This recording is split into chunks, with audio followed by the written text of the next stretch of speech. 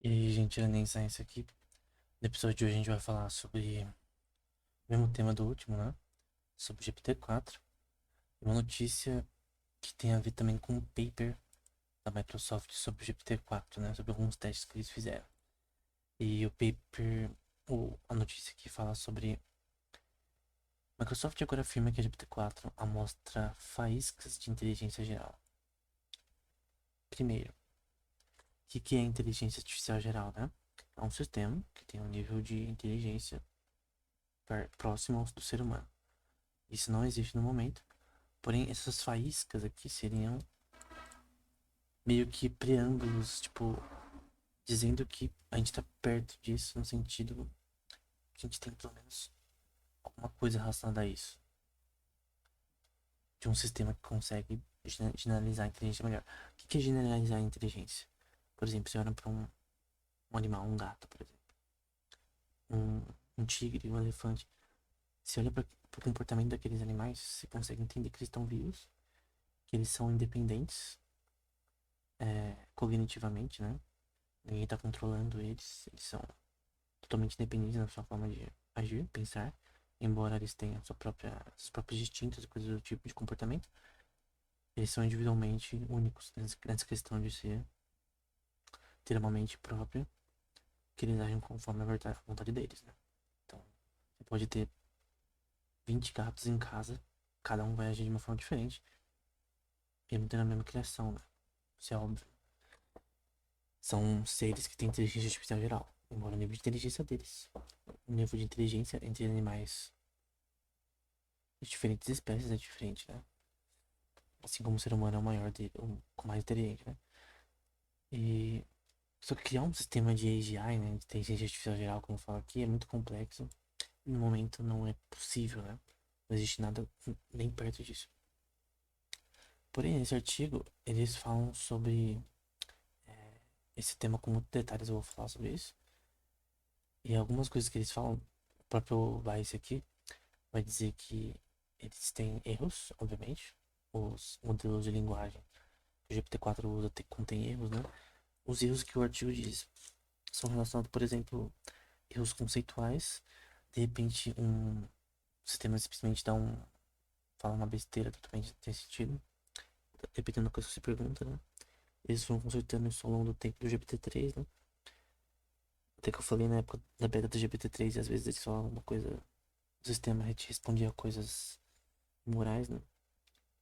E outros probleminhas que não tem uma solução óbvia, né?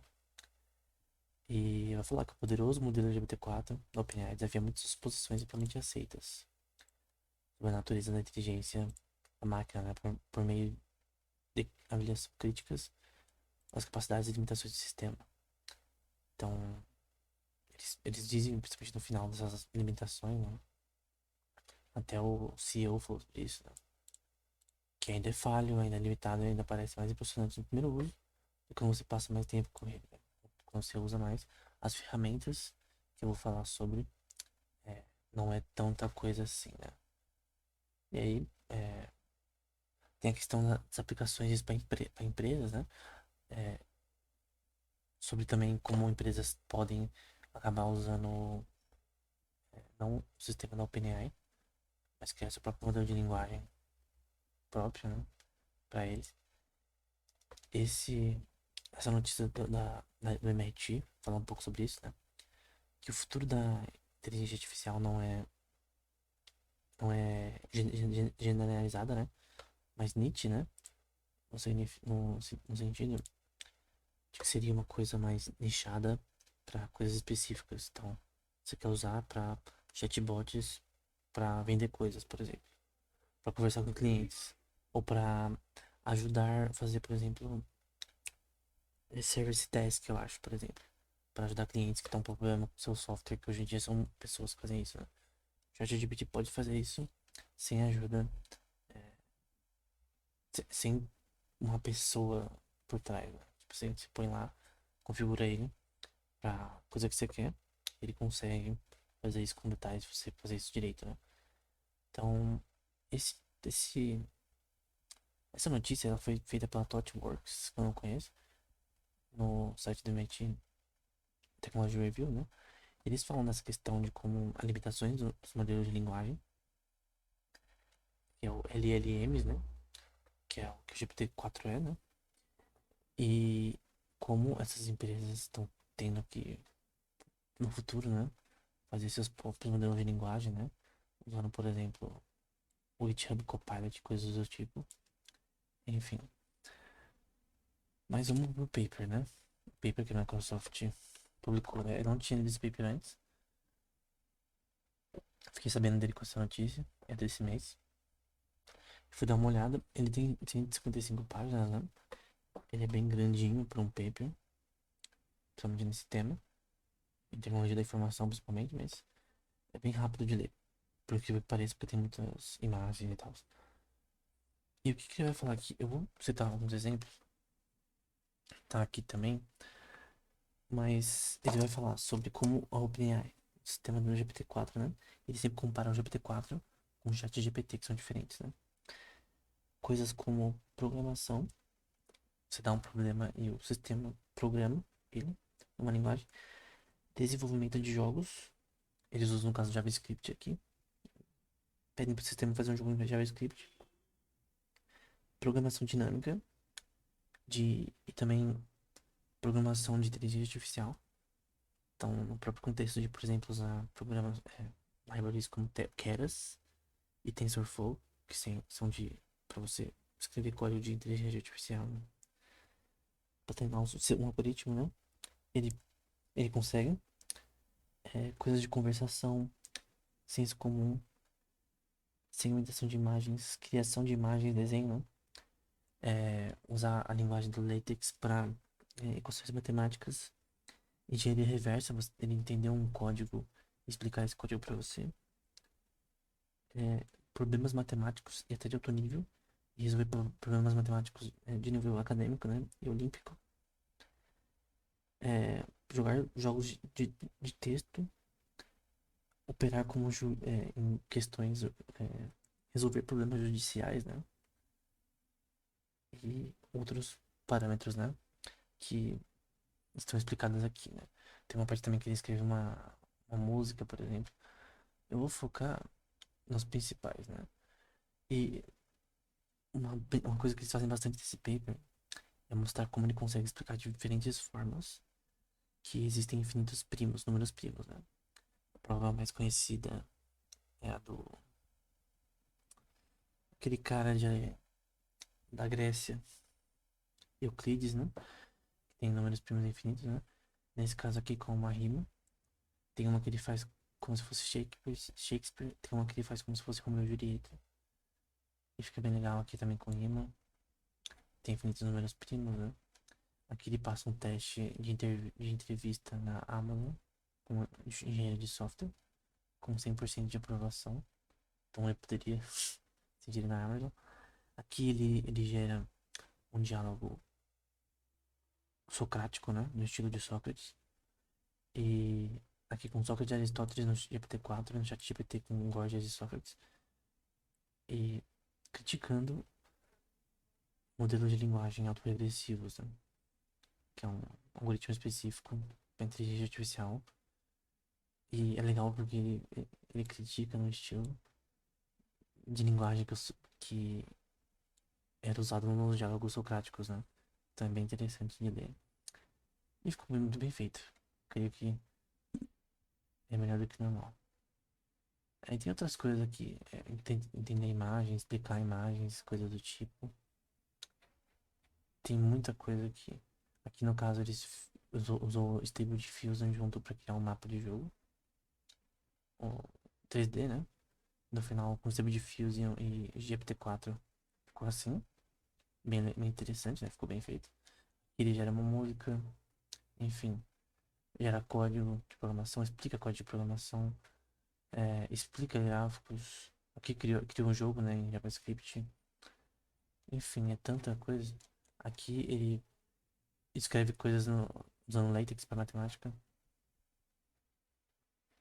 E outras coisinhas aqui que são interessantes, né?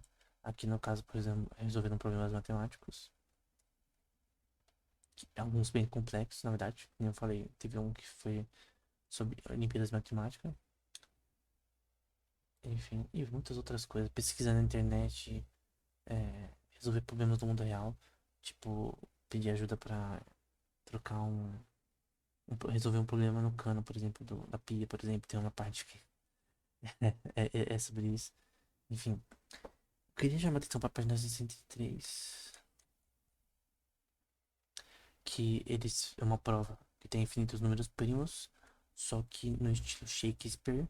A gente tem a GPT-4 e o texto da 20003, que é mais recente, né? Eu lembro que no ano passado eu falava com o texto da 20002 e é muito bem feito. Então, você não entende, meu amigo, que não existem. ah, esse upper, eu não sei como traduzir. Nenhum fim nos números primos. Não, nenhum fim. Aqueles números indivisíveis, né? Não importa o que seja possível. Mas como você não sabe, o outro cara falando, né? Prova essa verdade. Você pode fazer isso. Em inglês fica melhor. Considere isso, meu amigo duvidoso, né? Uma prova pode é, ser feita. Assuma que tem um primo final, um meu primo final. O maior dele que você vai ver. E vamos chamar P para ser curto. E meu amigo, você vai ter que criar um número Q. No sentido, aqui eu vou explicar por quê. Assim como a letra Q é a próxima letra do alfabeto depois do P, no sentido de que, por mais que você gere um número primo grande, sempre vai ter mais um depois dele. Enfim. E outras coisinhas aqui, depois na página 93. Não, na 93. 92. Tem a conclusão dele. Esse aqui é o ponto que eu quero trazer mais ainda, né? O ponto central é que o GPT-4 tem uma forma de inteligência geral e, na prática, mostra as centelhas de inteligência artificial geral. Todos esses problemas resolvidos foram problemas nichados, né? Teve o problema da matemática, teve o problema de criar jogo. São problemas específicos. Ele resolve problemas específicos isoladamente, né? Eu não creio que seja correto dizer porque esse sistema resolve problemas específicos que ele consegue ser um sistema que consegue pensar na prática no sentido humano e até animal também. De ter uma independência ao ponto de estar é, consciente, né?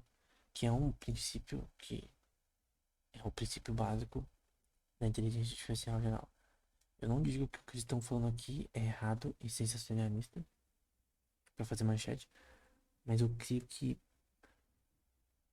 não é algo novo. É algo que foi feito antes, só que com mais qualidade.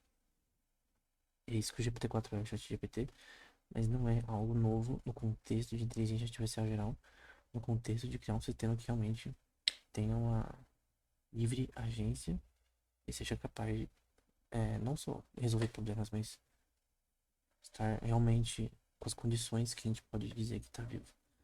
Nesse caso, eu creio que essa frase aqui foi boa. Ele vai falar aqui que ele consegue jogar jogos, consegue usar ferramentas, explicar coisas. E eu creio que ele atingiu o que a gente poderia chamar de inteligência teatral, né? Que parece que é um sistema inteligente, mas não é. Ele pode enganar a gente. Então, essa é a minha opinião, né, no caso. Posso estar errado, né? Mas eu acredito que esse paper do MIT faz bem. Somente sendo postado hoje, né? Depois desse paper ser lançado. Foi lançado dia 13 de abril, se eu não me engano. 13 de abril parece que foi publicado. Então, 13 dias depois, 14 dias depois, né? Então eu creio que esse, essa notícia aqui, esse título, ele cabe bem nesse tema, né? O futuro desses sistemas no momento é nichado. E ele pode ser um passo além para um sistema de inteligência artificial geral, né? Que de fato seja um sistema virtual, robótico, né? Provavelmente primeiro virtual, né? Que tenha uma independência ao ponto de ser autossuficiente, de não precisar que ninguém fale com ele, coisa do tipo. É uma coisa muito complexa definir essas coisas do momento, mas no momento a minha opinião final é que esse sistema ele é bom, ele é melhor que os anteriores, mas não cumpre os critérios de inteligência artificial, como o próprio paper falou. Não tem uma inteligência real, né? No sentido humano, animal, biológico, né? Eu lembro que, eu creio que foi no ano passado, no GPT-3 ainda, que eu perguntei se o sistema era uma forma de vida, né? Ele falou que era uma forma de vida diferente da normal. Um novo tipo, né? Eu não concordo, obviamente. Falando com a IA, né? Isso antes do hype, bem antes do hype. Mas, enfim, eu creio que a gente tem que ter um pé no chão e não. E como esse paper diz, né? Ter um pé no chão e não generalizar no momento, né? Nesse contexto. Então era isso. Pode colocar sua opinião nos comentários, né? Se você acha que esse sistema tá consciente ou não, de repente. Era isso, até o próximo episódio.